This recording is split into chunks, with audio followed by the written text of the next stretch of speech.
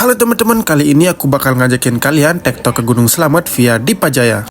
Gunung Slamet dijuluki raksasa Jawa Tengah dikarenakan memiliki ketinggian 3.428 mdpl, yang berarti gunung tertinggi kedua sepulau Jawa. Untuk informasi registrasi, jalur ini mewajibkan kita untuk membuat surat sehat dan menarip SIMAKSI sebesar 30.000 per orang. Untuk surat sehat, kalian tidak perlu khawatir dikarenakan basecamp ini menyediakan pembuatan surat sehat dengan biaya Rp30.000. Langsung saja dari basecamp, pendakian dimulai ke pos 1 dengan melewati perkebunan penduduk yang memiliki banyak cabang jalur yang kadang-kadang membingungkan antara jalur pendakian dan jalur perkebunan penduduk. Setelah melewati trek tanah yang datar dari pos 1, akhirnya kita sampai di pos 2 dengan waktu 1 jam 20 menit. Menuju pos 3 dengan trek tanah yang datar yang tidak jauh berbeda dengan trek ke pos 2, sehingga perjalanan terasa sedikit lebih ringan. Antara pos 2 dan pos 3 juga merupakan titik pertemuan jalur antara jalur pendakian via Bambangan dengan via Dipajaya. Di pos 3 ini juga sudah ada warung yang menyediakan berbagai macam makanan seperti buah-buahan, gorengan, dan lain-lain. Menuju pos 4 mulai banyak pohon besar dan jalur yang tetap menanjak. Menuju pos 5 dengan trek yang tidak terlalu terjal. Mungkin ini bisa dikatakan bonus dikarenakan dari pos 4 menuju pos 5 itu sekitar 30 menit. Pos 5 ini juga memiliki area yang luas untuk mendirikan tenda. 550 pos 6 teman-teman.